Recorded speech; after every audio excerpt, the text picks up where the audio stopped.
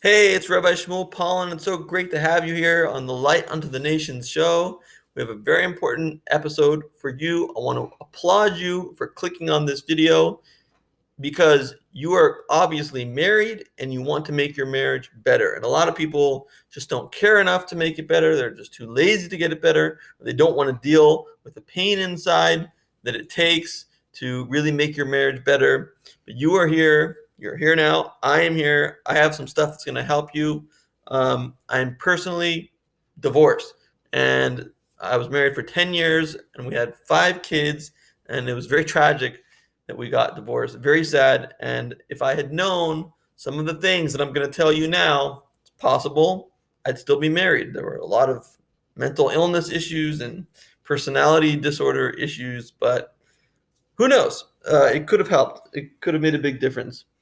And I want to start off with a little bit of Torah, Torah learning, because I am a rabbi and we should go through what it says in the Bible. The Bible is the Moira Hira. It is that which teaches us how to live, and we're always supposed to take practical lessons from the Torah. And let me just start by saying that many studies have been done. I'm talking about secular studies, and they have found that successful marriages have the same problems that failed marriages have. The only difference is their reaction to the problems. So play that back again if you need to, because that's extremely important and that's going to run through everything that we're going to say now. Now, I want to talk about Jacob.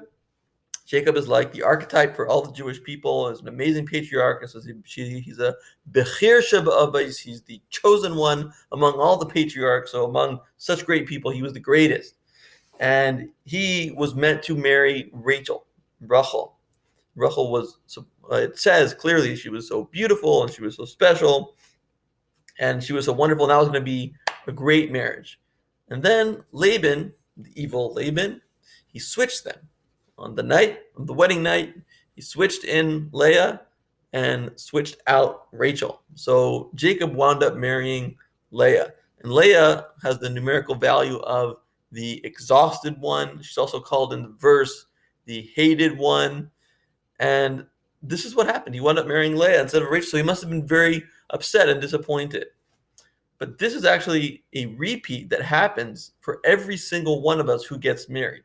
And happiness in general is all about managing your expectations. The lower your expectations are, the more happy you will be with whatever happens. You have to learn how to take those negative situations and turn them into positives, how to make lemonade out of lemons. But in general, low expectations is what you want. And what happens is when you date, everybody's putting their best foot forward and you all have high expectations. And when you get married, people start to feel comfortable and they let their guard down and let all their pathology, trauma, pain come out and wreak havoc on the marriage. But what you can do in response, what you're supposed to do in response, is to accept it, to not have the expectation that the person you married is going to be the same person that you actually are in the marriage, to understand and accept that they're going to be something less desirable and something that you're going to have to accept, not change. See, this is the big thing that people don't realize. You don't go into a marriage expecting to change someone. People don't really change, and you're setting yourself up for some great disappointment. It's a myth that they can change, and what they're more likely to change is their perspective, but their behavior will probably be what it will be for the next decades, and you have the ability to change in that you accept it. You can accept their way of being and love them for who they are with all their flaws. That's called unconditional love. So if you are upset about something that they do, realize that that's actually coming from your pain that you have inside from your past. So instead of saying, I hate that you do this, say, I'm in pain because you do this. This causes me great pain. And then the spouse is more likely to have compassion for you And if you're willing to open up about your pain, some can't do that. Some have a personality disorder, they cannot do that. And those people are much harder to be married with. And all I can say is if you can open up about your pain and willing to say, I'm in pain, that's a big step. And that will bring compassion instead of starting a fight. So go for acceptance, go for the recognition of the pain. And God created the world with speech, and we are created in God's image. So that means we create our world through speech. Jordan Peterson talks a lot about this in his books, how speaking the truth builds the whole world and saves us from chaos and saves us from hell, saves us from a totally destructive society. It all starts with speech. And then we have, on that note, Tony Robbins, Awaken the Giant Within. Everybody should have this book for one reason, because it has in it a vocabulary lesson. Because Tony Robbins likes immediate, quick change. And what I'm trying to give you here is immediate, quick change. And you can do that through changing your vocabulary, through changing your speech. So he has a list here of what you would normally say and then what you should say. And if you say what you should say, it will totally transform your marriage, no doubt. So if you'd say angry, say you're disenchanted. If you'd say you're afraid, say you're feeling uncomfortable. If you're anxious, say you're a little concerned. Confused becomes curious. Depressed becomes calm before action. Depressed becomes not on top of it. Destroyed becomes set back. See, it's saying the same thing. It's getting the same message across, but in such a beautiful way, a way that brings calm and peace and love to your marriage. That stinks becomes that's a little aromatic. Pissed off becomes tinkled. Disappointed becomes underwhelmed. Exhausted becomes recharging. Failure becomes a stumble. Failure becomes learning. Failure becomes getting educated. Frustrated becomes challenged. Humiliated becomes uncomfortable. Hurt becomes bothered. I hate becomes I prefer. Lazy becomes storing energy. Lonely, temporarily on my own. Overloaded, stretching. Overwhelmed, challenged. Overwhelmed, maximize. Painful, uncomfortable. Petrified, uncomfortable. Petrified, challenged. Rejected, deflected. Rejected, learning. Rejected, misunderstood. Sad, sorting my thoughts out. Scared, excited. Sick, cleansing. Stressed, busy. Stressed, blessed. Stressed, stupid. Unresourceful, discovering. Terrible, different.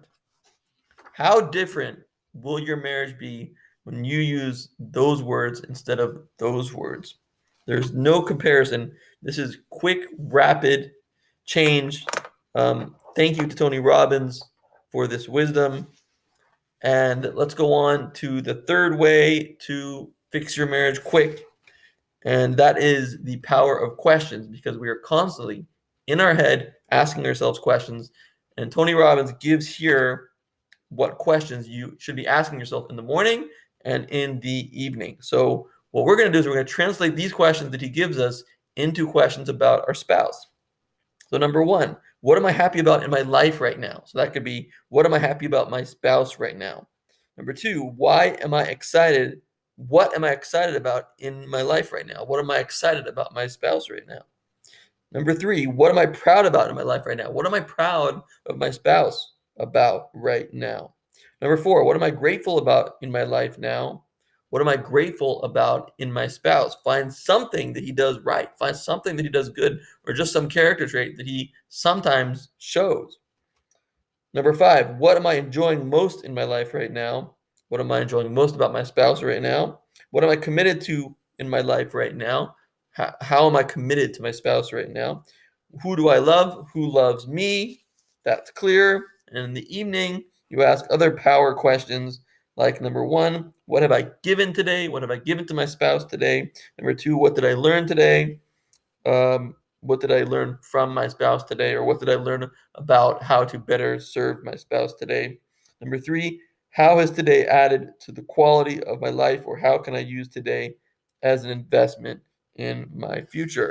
And you can understand how that would apply to marriage yourself. Okay, so that's the three.